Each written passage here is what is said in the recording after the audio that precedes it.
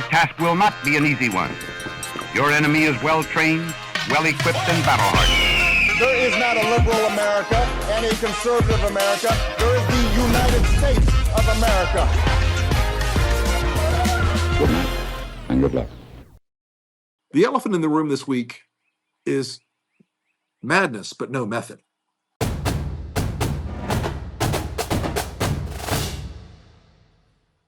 Folks, one of the greatest things about Donald Trump in the history of this country is that he over and over and over again convinces people he's playing 3D chess or 5D chess or 87-degree quantum chess or some other mystical negotiating game when he never is.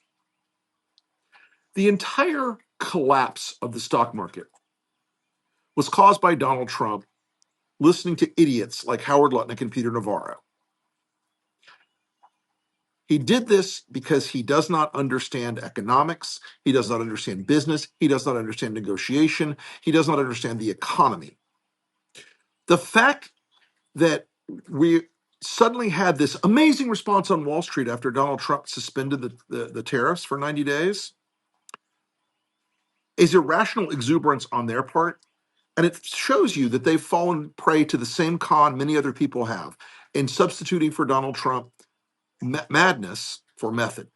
So every time Donald Trump goes out and does something idiotic, the instantaneous result on MAGA's part is to reconfigure every belief they ever had, to recast conservatism as being suddenly defined by Donald Trump's latest action, and to pretend that there's some deeper game being played, to pretend there's some more profound understanding of the world or whatever he's doing at that moment than has ever existed.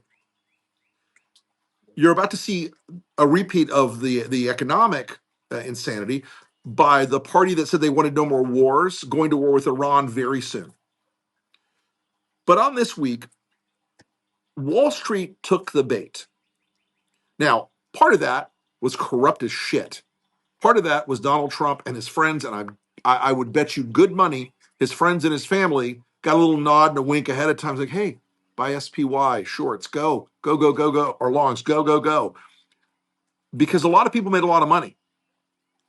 It's not just a company, it's actually an individual. And he made $2.5 billion today, and he made $900 million. That's not bad, because he's in financials. I've always been magically, weirdly. I mean, I know most of you look at Donald Trump and think that man is a paragon of moral virtue, and he would never engage in corrupt insider trading practices, and neither would he cheat on a wife, neither would he dally with porn stars. That man is the absolute paragon of every ethical principle I want my children to have, or not.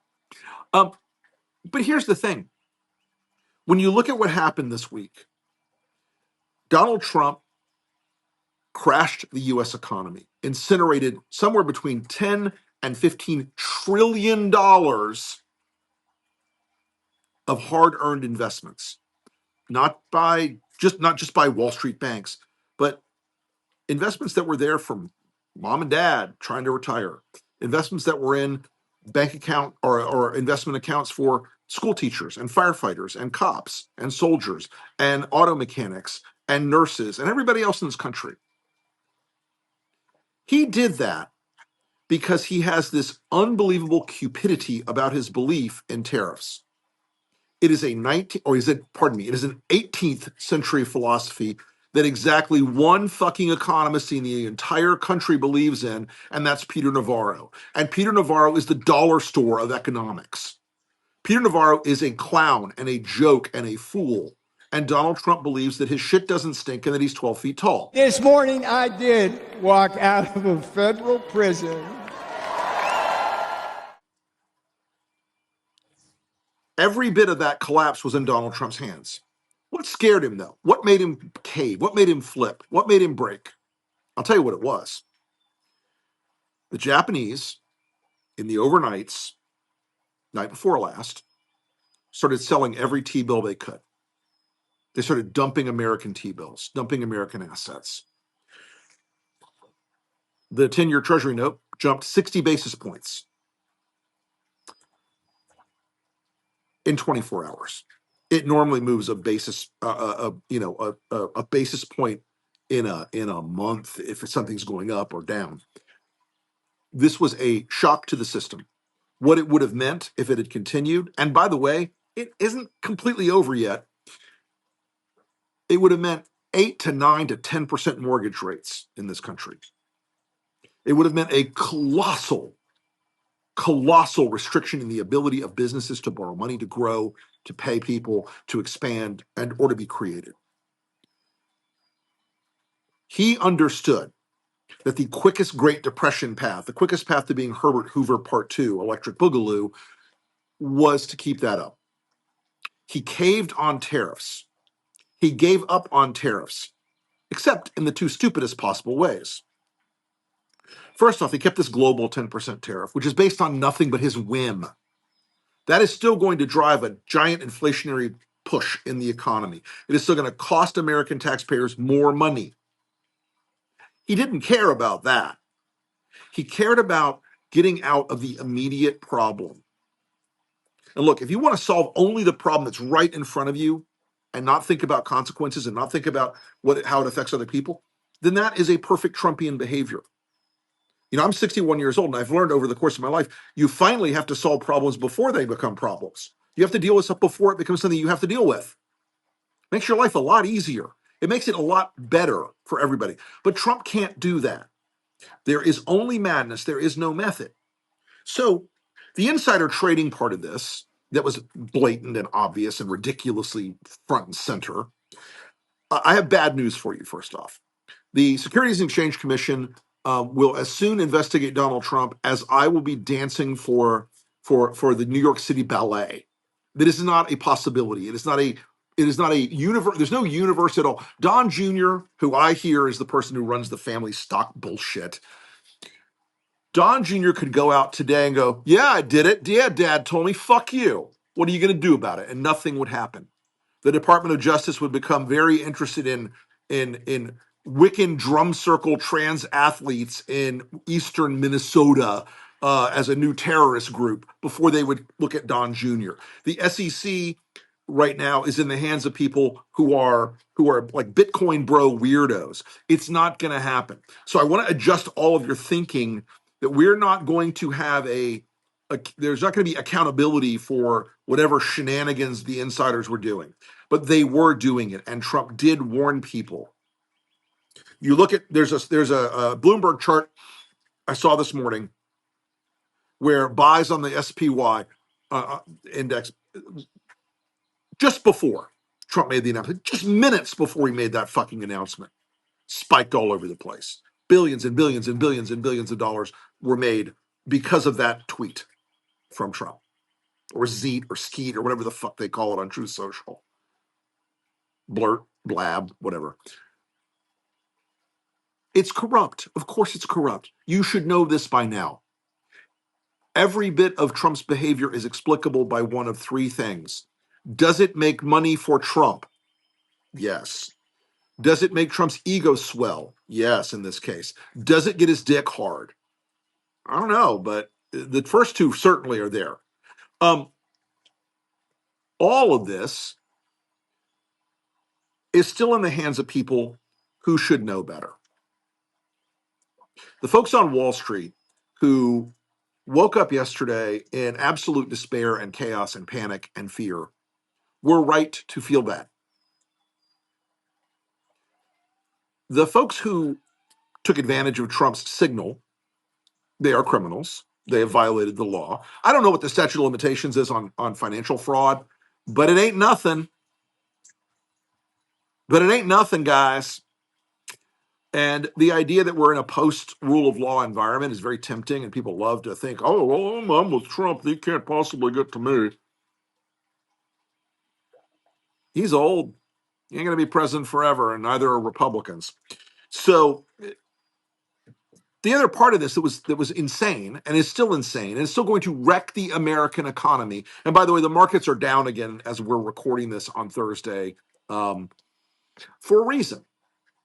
He's now put 170 gajillion% tariffs on China, and he wants a trade war with China now. as the centerpiece so he can maintain his ego on this and try to pretend he didn't cave universally. All these other countries Trump claims are like, they're coming to me, so many of them, they want to come here, they want to kiss my ass, they want to love, he literally said they want to kiss his ass. I'm telling you, these countries are calling us up, kissing my ass. They are dying to make a deal. Please, please, sir, make a deal. I'll do anything. I'll do anything, sir. It's all bullshit, guys. It's all bullshit. He's lying to you. Think about this for 30 seconds. When does Trump ever tell the truth? Ever. He is lying about people wanting to make deals. And China knows it. China is the largest purchaser after Japan of American Treasury bills. When the next auction comes up, Trump is going to cave to China. Why is he going to cave? Because if Chinese money doesn't flood into buying our T-bills at the usual auction periods, the cost of those T-bills to America goes up. We have to reward higher interest rates to get more people to buy them. If we have higher interest rates, that means servicing our debt becomes increasingly difficult. That means if T-bills are at 3%, there's a big market for them. If they're at 9%, there's a smaller market for them, but it punishes us because of his stupidity. And guys, I'm not an economist, but I'm also not an idiot. I'm also not a moron. I'm also not a window-licking MAGA chode. Because those people think, Mr. Trump is making America so wealthy with the tariffs. And yet, it's the largest single tax increase on American consumers in history, even if you take out all the things that are on the suspended list and just put China in there. Are you really imagining this, MAGA folks, that when you go to Walmart or Target or Hobby Lobby or any other import-driven business, that those companies are not going to pass along the tariff to you? If you are that stupid, please do not stand out in the rain and open your mouth because you might drown. If you are that stupid, please do not touch electrical equipment of any kind. If you are that stupid, please do not insert things into your body that could break or cause you a hemorrhage. This is unbelievable how contorted your idea is. There's a guy that I used to be friends with. I saw a Facebook post yesterday. 2 days ago, he'd been like, I'm very concerned about Trump's tariffs. This may be too far for me. And last night he posted this thing, and a friend of mine sent it to me. It's like, I should never have doubted Mr. Trump. He's the art of the deal. He knows what he's doing, and we're just all stupid. I'm like, motherfucker, I'm going to play cards with you again because I'm going to take your house this time. I mean, this guy is an example. He's not a stupid person on paper. He's an educated guy. He does well. And yet, he either feels compelled to worship at the chaos altar of Trump, or for because he really believes it at some weird level, or he doesn't believe it, and he's so obsequious now and so fearful that some friend of a friend might report him to the snitch patrol at the White House and go, "Hey, you better take him off that list. He's a bad guy now." All of it is madness. All of it is chaos. Trump's brain is like a fucking pachinko machine being shaken by a meth head during an earthquake. There's nothing logical going on there. Do not ascribe deeper, more clever, more abstracted motivations to what he does. He's just an old crazy fucker. He's surrounded by idiots who say, yes, sir, that idea is brilliant. We are going to convert the US dollar to Beanie Babies. Yeah, that's it. We're going to have a POG-based economy from now on.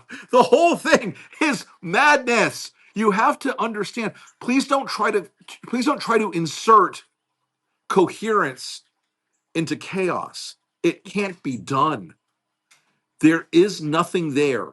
And by the way, so you know, the people who are managing your 401k and your investments and the if you got a pension fund that are managing all that on Wall Street, they are equally irrational because they believe that Trump has a plan. They believe that there is coherence inside the chaos, and they're putting these guys. This is like Ma and Pa Yokel roll in from ass crack Nebraska to a casino in Macau and say, "We want to be at that high stakes table." It's crazy talk. Nothing about this should make Wall Street comfortable.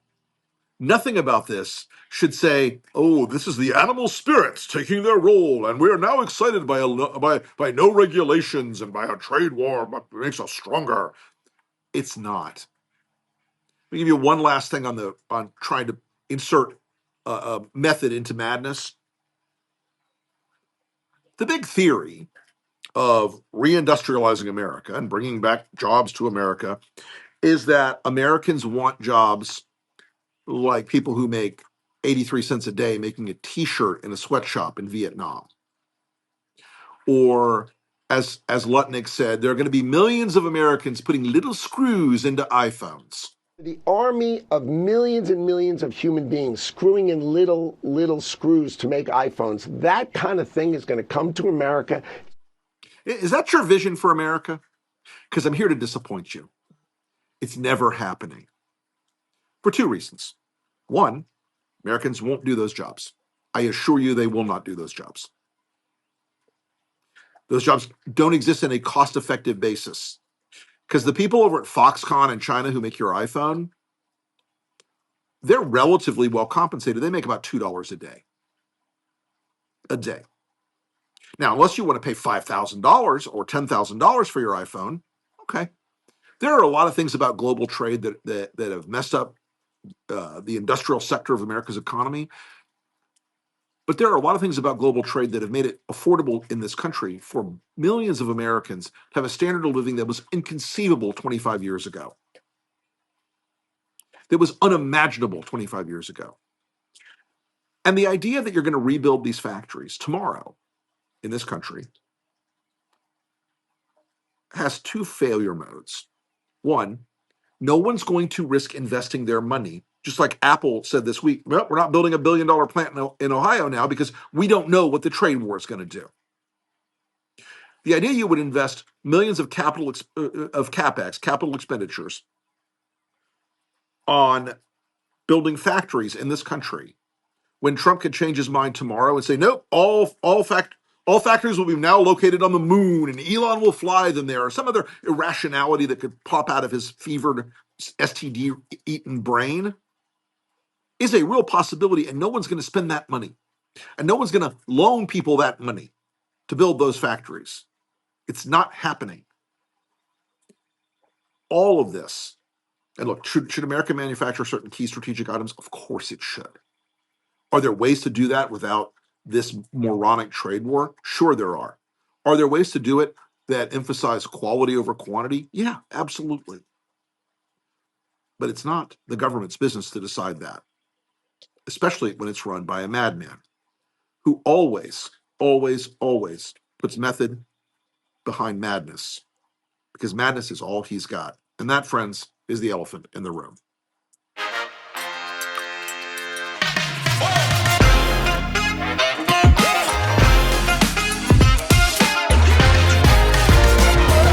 Good night and good luck.